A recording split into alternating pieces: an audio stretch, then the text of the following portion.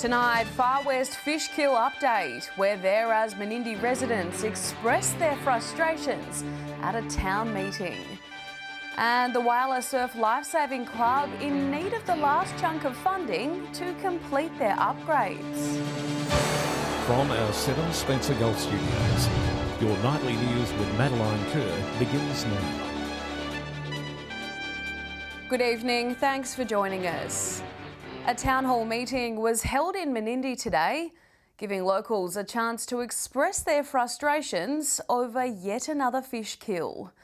Overseen by police and other officials, the priority now is to ensure the town's water supply remains adequate, with authorities insisting there's no need for community concern.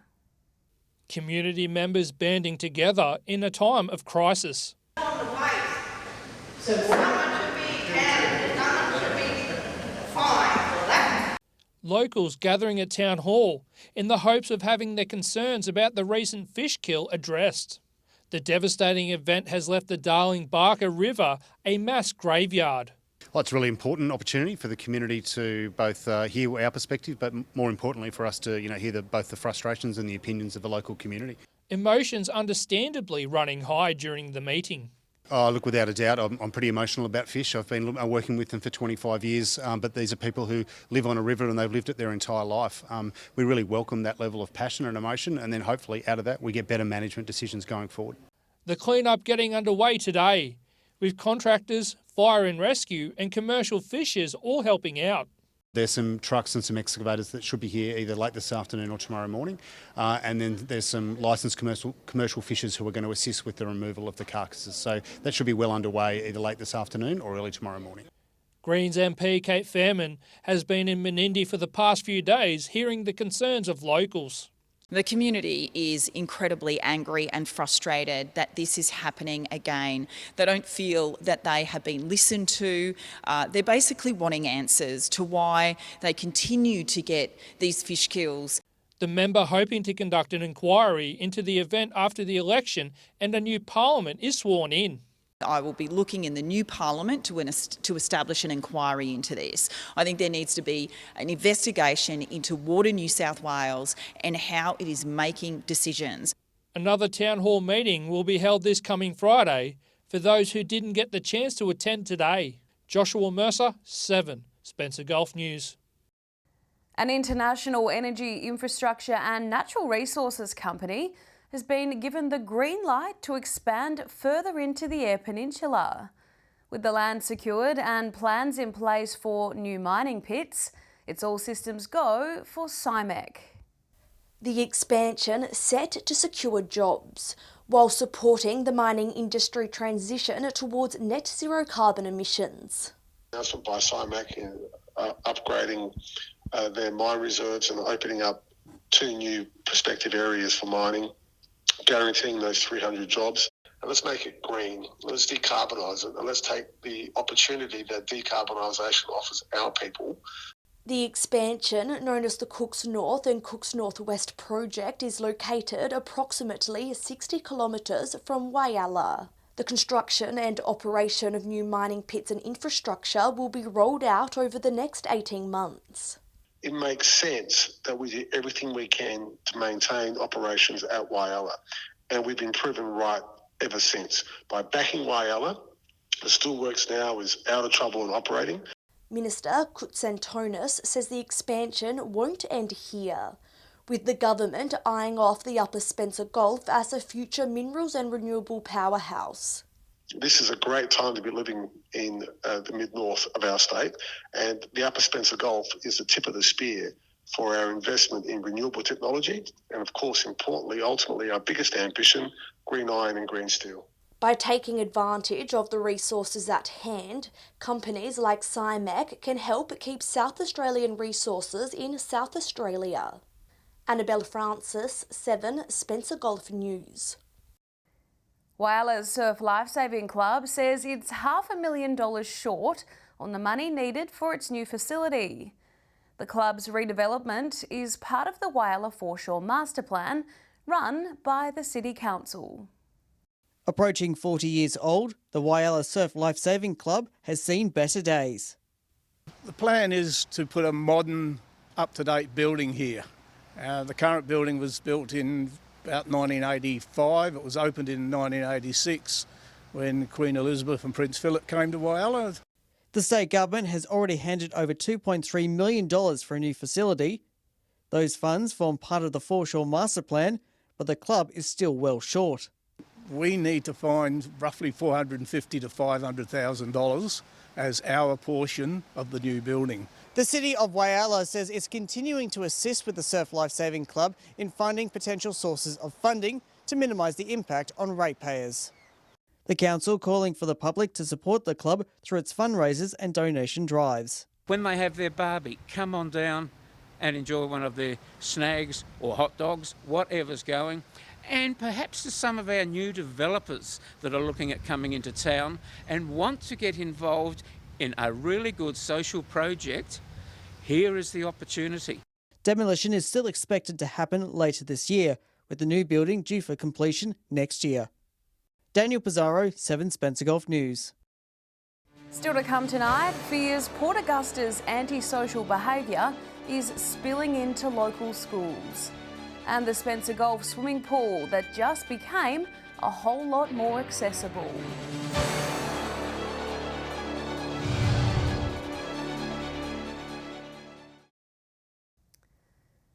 Welcome back. The state government says reports of violence at Port Augusta Secondary School are being dealt with. Footage of fights have been uploaded online and some students say they're afraid. Violent video footage from Port Augusta Secondary School has parents, teachers and the state government concerned for students' safety. Students too are worried, some too scared to return to the classroom.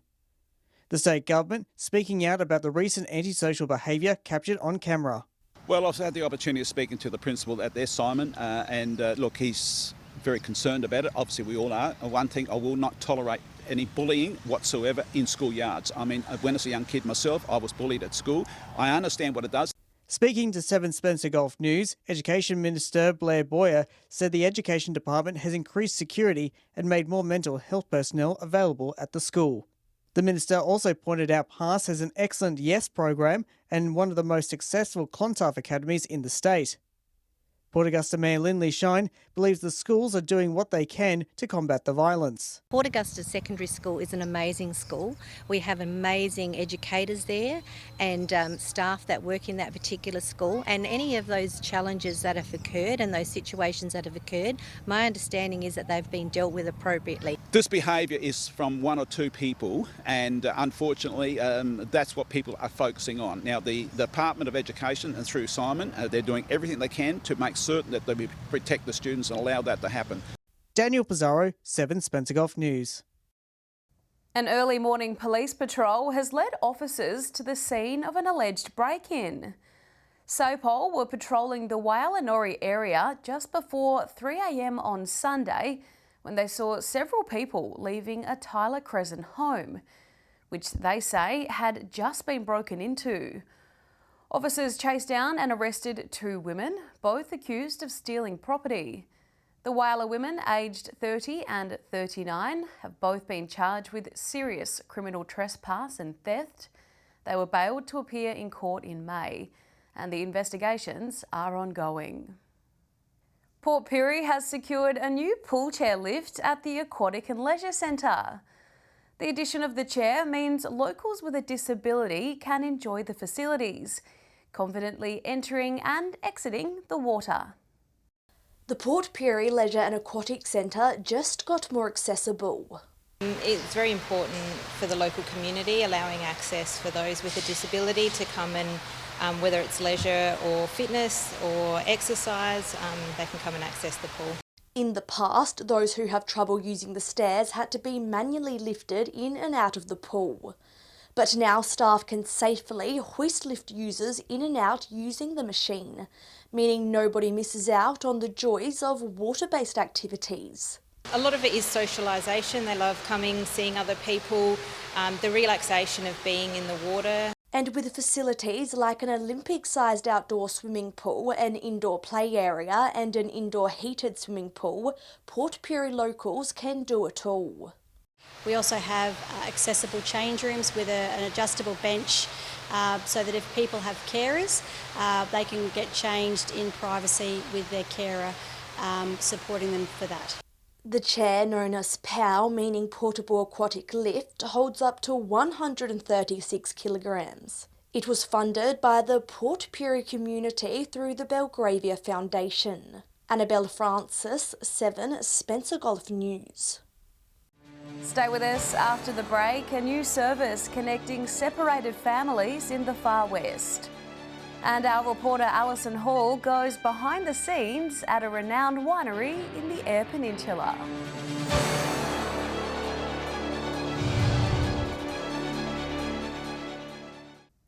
Welcome back.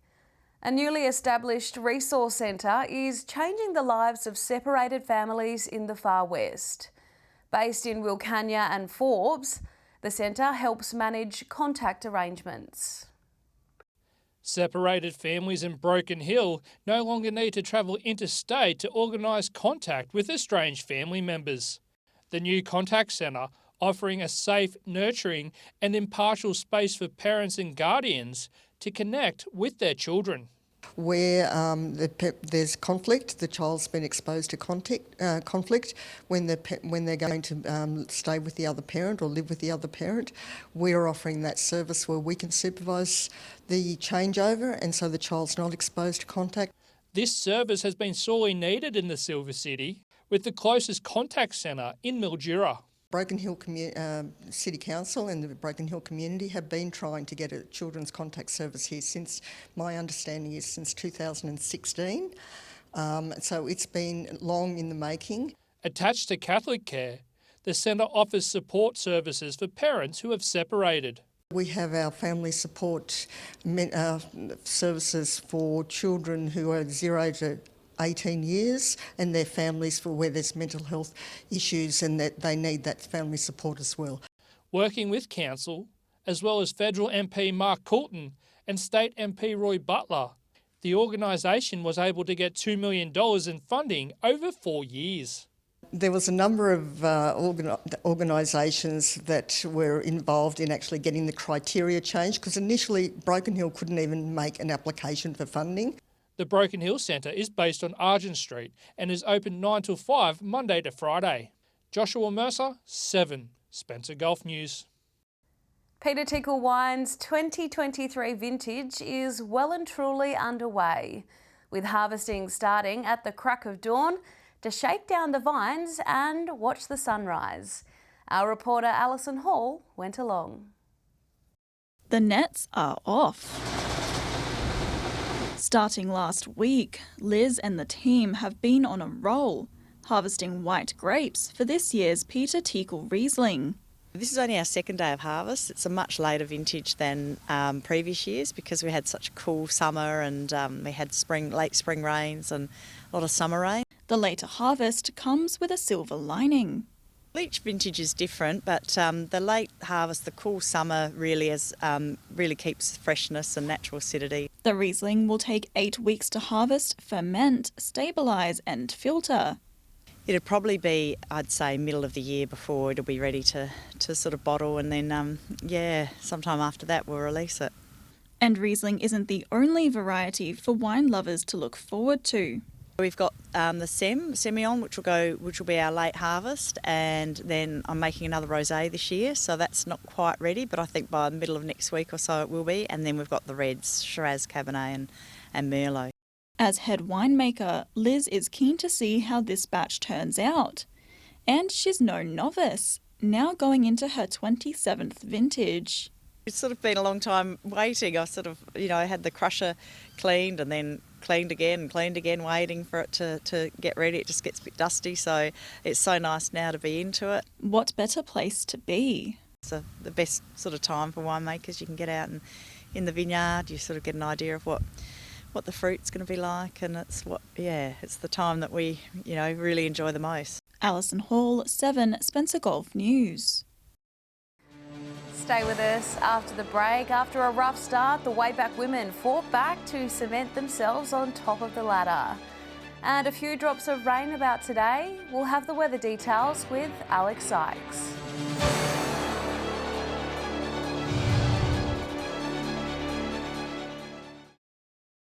Welcome back. Basketball players in Port Augusta are into the semi-finals now, almost ready to wrap up the season for another year. And Port Lincoln women's football players are following close behind. Here's Alison Hall with this week's Sports Wrap. The Port Lincoln Women's Football League saw plenty of action in round 9. The girls quite literally kicking off the weekend in spectacular fashion. On Friday night, Tasmans took down Lincoln South despite a rocky first quarter, beating their opponents 25-9. Up next was Marble Range versus Wayback. And for the second time that evening, the team with the roughest first quarter took the cake, Waybacks winning by 3 points, cementing their spot on top of the ladder. The weekend wrapped up on the Port Lincoln High School Oval by Boston and Mallee Park, with the Tigers taking out the Peckers by the biggest margin that weekend, 42-18. Under 16s in Port Lincoln's Women's Football League saw a big weekend too. Marble Range was sent packing by Wayback, who won 50-9. Lincoln South put up a good fight against Mallee Park on Centenary Oval, but ultimately lost 66-45. And Mallee Park's under-16 team had better luck than the Open team on Sunday, with a final score of 62, leaving Boston in their dust by 25 points. In Port Augusta basketball last week, the A-grade men's team entered the final round of the regular season. The Titans were prepared for battle against the Wildcats, taking them down with a score of 52-39, holding on to their top spot on the ladder.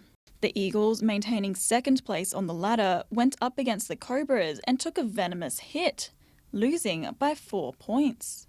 All 4 teams are playing in the semi-finals tonight, with Titans sparring against Eagles and Wildcats lunging at Cobras.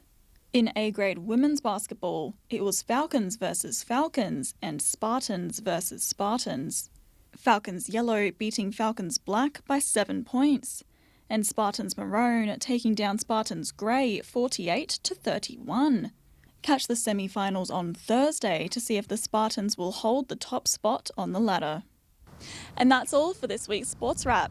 Get in touch with us via our Facebook page to let us know if you'd like your team's results featured in the bulletin next week. Back to you, Maddie. Thanks, Ali. You can also send your local club's sporting results through to our email, which is sgt-news@sca.com.au. But it's time now to take a look at what's happening in the weather with Alex Sykes. Alex, it was a little bit rainy around Broken Hill this morning. Yeah, it was, Maddie. Not much, but enough to make a dent in the gauge. The rain started nice and early around 4 a.m, drizzling until 9:30. And for good measure, a few more drops were recorded in the afternoon as well, after 2:30. Temperature-wise, Port Lincoln reached just over 25 degrees today at exactly 1 p.m. The Silver City had a few clouds about, with the scattered rain recording 28 this afternoon. Cooper Pedy reached 36 degrees just after 4 p.m. Looking more broadly at today's weather map now, Port Augusta reached 33, 1 degree cooler in Port Pirie, 32 there, 31 in Kadina, 27 in both Whyalla and Adelaide. Taking a look at the satellite image now, an upper level disturbance over the southern part of the state will continue to move eastwards, while a ridge of high pressure will persist over waters to the south before weakening over the weekend. Moving on to tomorrow's weather outlook now, and we'll start with the Gulf waters. Southeasterly winds 10 to 20 knots, seas between 1 metre and 1.5, and south to southwesterly swell around a metre. Mostly sunny between 15 and 24 degrees in Port Lincoln tomorrow. Blue skies in Cleve, 25 on Wednesday. Mostly sunny in Woodner, heading for a top of 31. Sunny in Whyalla, down to 17 tonight, warming up to 28 tomorrow. A few degrees warmer for Port Augusta, 33. Kadina not far behind, 32 tomorrow. 32 in Port Pirie as well, down to 16 tonight. Set to reach a high of 29 for Clare, and 0% chance of rain in Broken Hill tomorrow, heading for a sunny top of 35 degrees. Taking a look further through the week now, starting with Thursday's outlook. Another warm one on the way for Broken Hill, heading for an expected top of 35 degrees. Sunny and 28 in Port Augusta and Port Pirie, partly cloudy and 29 in Woodner, 25 in Whyalla. A touch cooler in Port Lincoln, 24 the expected top there. Moving on to Friday's forecast now, and it's looking a bit cloudy at this stage. 29 in both Broken Hill and Port Pirie, 28 in Port Augusta, 25 degrees and partly cloudy conditions for Whyalla and Adelaide. Port Lincoln will also have some cloud coverage, 23 degrees. And finally, taking a quick look at how Saturday is looking. Woodner will crack the 30s, as well as Cooper Pedy, a sunny top of 37 degrees there. 29 in Broken Hill, Port Augusta and Port Pirie. 27 the top in Kadina. Partly cloudy and a slight chance of showers in Port Lincoln, heading for a top of 23 degrees. And that's all the weather from me for tonight. I'll see you a little later with an update. It's back to you, Maddie. Thanks for that, Alex. And that's all local news this Tuesday. I'm Madeline Kerr. From all of us here, thanks for joining us. I'll have updates a little later, but until then, enjoy your evening. Good night.